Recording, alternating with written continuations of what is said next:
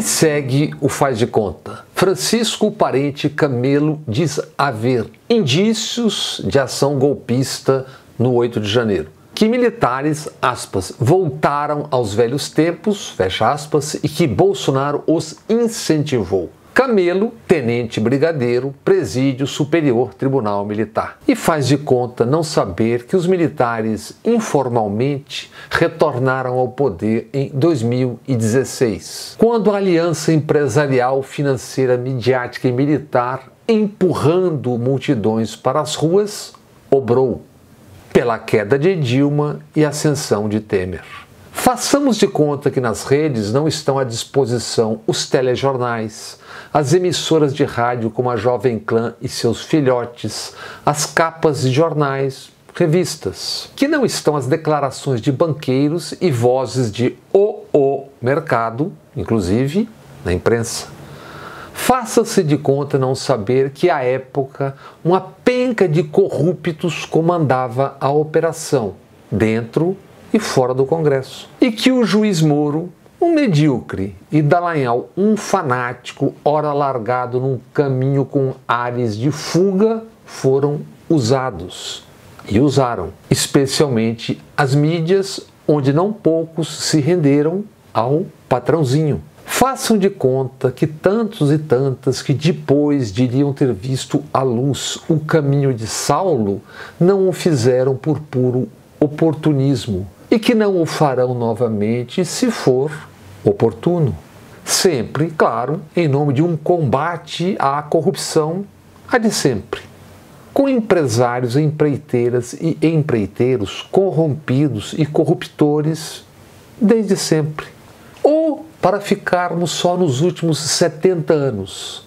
Não se sabe quanto custou Brasília, a capital do Brasil, e como custou?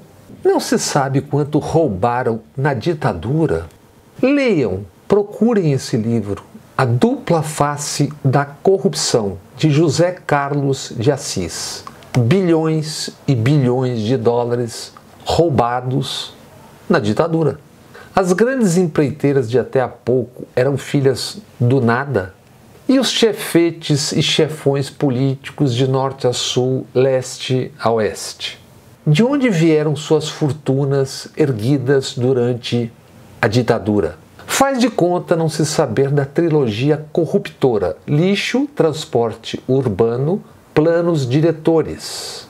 Trilogia que elege bancadas de vereadores e prefeitos Brasil afora. E não sabem o que são as entranhas dos bancos. Os que já morreram e como, e os que nasceram e como. O que é o mercado financeiro quando traja a fantasia de ente invisível e onipresente?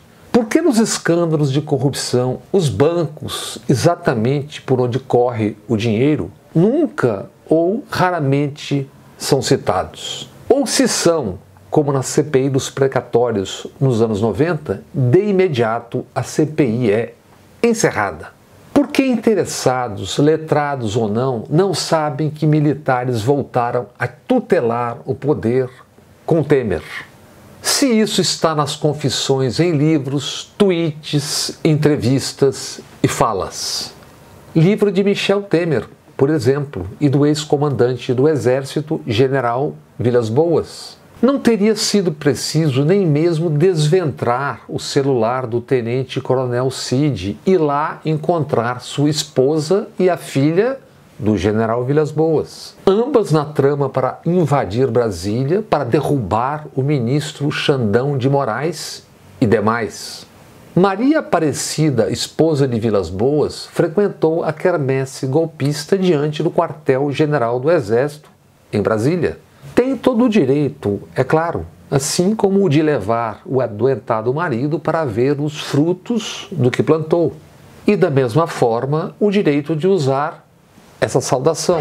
Selva! Selva! Selva! Mas não façamos de conta não ter entendido a cada ato, a cada selva, o que tudo aquilo significava.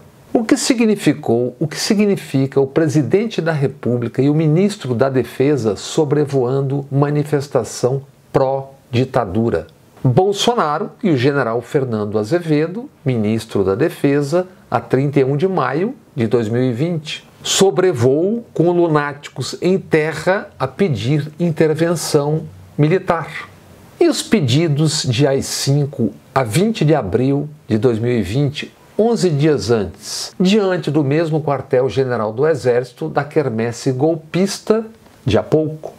O que significava generais e quetais metidos na farsa das denúncias de fraude nas urnas eletrônicas. Ou um comandante do Exército no Ceará discursando e dizendo que não cumpriria ordens legais de outros poderes. E, ao que se sabe, não sendo punido. Toda manifestação ordeira e pacífica, ela é justa, não interessa o que ela pede, ela é justa.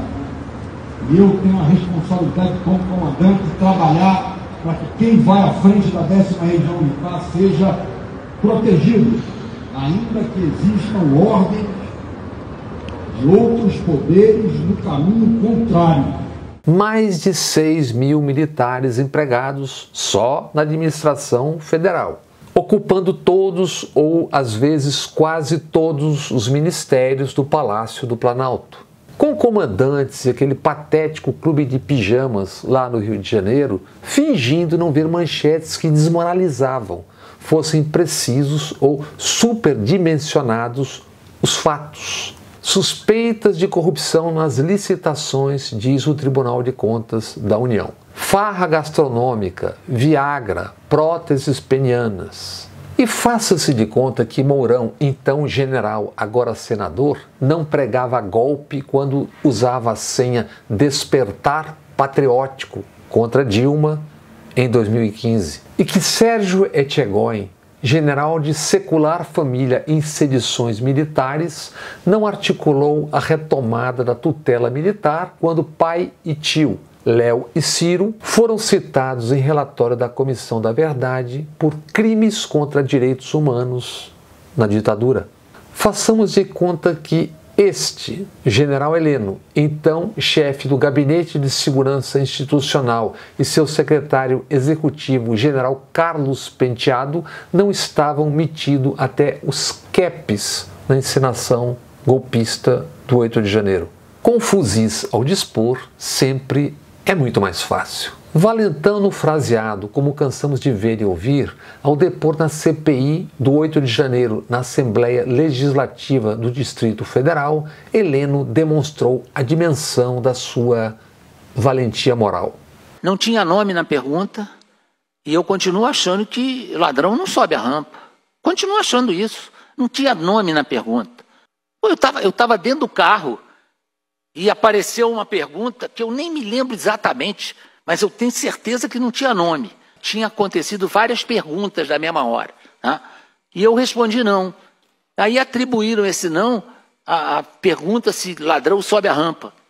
Não tem maior problema nisso não. Sigamos. Faça-se de conta que Luciano Cavalcante, investigado pela Polícia Federal na Operação Hefesto, não é ex-assessor e amigo de Arthur Lira. Ex-assessor de Benedito de Lira, pai de Arthur, hoje prefeito na Barra de São Miguel, em Alagoas. E que filhos de ambos, Arthur Lira e Luciano Cavalcante, relata a Folha de São Paulo, não representam empresas de mídia. Até aí, normal. Que teriam recebido cerca de 6,5 milhões em campanhas publicitárias do Ministério da Saúde. E aí, goste ou não Lira, no caso filhos e contratos, são fatos a serem noticiados. E, se existirem indícios, investigados. Assim como deve ser, apesar do estrondoso silêncio da mídia comercial, o policial civil de Maceió com R$ 1 bilhão em contratos em Alagoas, Estados e União. O policial Murilo Sérgio Jucá Nogueira Júnior.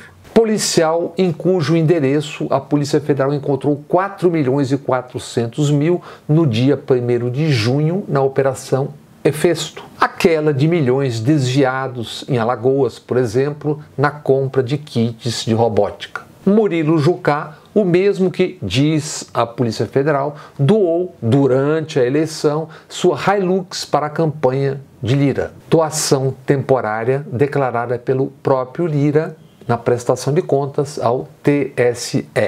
Picape Hilux, que, relata a Polícia Federal, eventualmente também transportava dinheiro. Essa história foi contada por Lúcio de Castro na agência Spotlight. Policial com salário de R$10 mil, dando plantão de 24 horas e comprando fazenda da Monsanto com 1 milhão de metros quadrados. E uma mansão que pertenceu a um membro do PCC na paradisíaca praia da Barra de São Miguel, em Alagoas? Façamos de conta que isso não deve ser investigado e para valer. Sigamos! De olho nos ruralistas, produziu o relatório Quem Invade as Terras Indígenas. País adentro, 42 clãs de políticos em 96 mil hectares em áreas sobrepostas a terras indígenas. E não poucos deles no Congresso ladrando contra o MST. São 1.692 casos de sobreposição de fazendas em territórios já delimitados pela FUNAI. Quem não quiser fazer de conta que não sabe, encontra tais informações facilmente nas arrobas de Olho nos Ruralistas, Rede TVT e Amazônia Real. Escabroso esse tempo em que, acusado de contrabando internacional de madeira, pontifica numa CPI do MST. E como dito aqui ao longo de meses sobre essa CPI da encenação golpista. Nesse faz de conta, a oposição erraria feio, apostando nessa CPI apenas em busca da tal narrativa. Com seriedade mínima, essa CPI só terá como revelar o que o faz de conta busca ignorar ou finge ignorar. Que isso foi o desfecho ou o entrecho de uma operação militar, com os aliados de sempre no pacote. Operação iniciada há anos para a retomada do poder de tutela militar. O 8 de janeiro, uma desastrada tentativa de pressionar para manter privilégios e poder, com, claro, lunáticos quebrando tudo.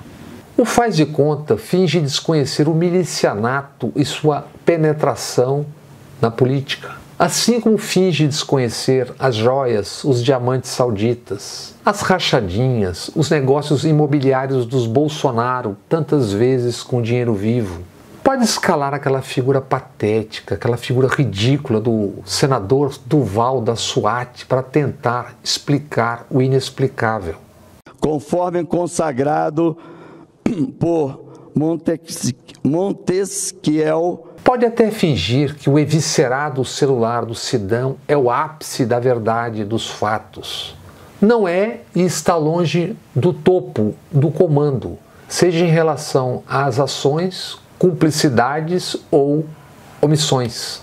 Diante de uma centena de cadetes ferindo o estatuto dos militares, Bolsonaro se lançou candidato a presidente da República, isso a 29 de novembro de 2014, dentro da mais importante academia militar do Brasil, Agulhas Negras, a AMAN, então dirigida pelo general Tomás Miguel Miné Ribeiro Paiva, o atual comandante do Exército, que, em conversa vazada após o 8 de janeiro, justifica a seus comandados, generais, coronéis. Bolsonaro foi visitar a academia, esgueirou-se e, à revelia, fez esse comício dentro da AMAN.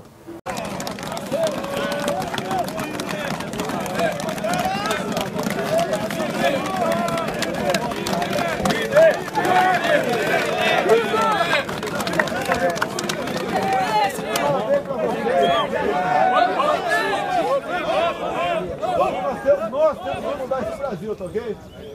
Alguns vão morrer pelo caminho, tá? Mas eu estou disposto em 2018, desde que Deus quiser, tentar jogar para a direita esse país.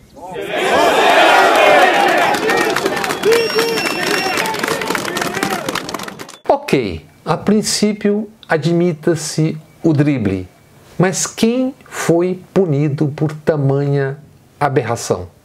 Esse é o faz de conta.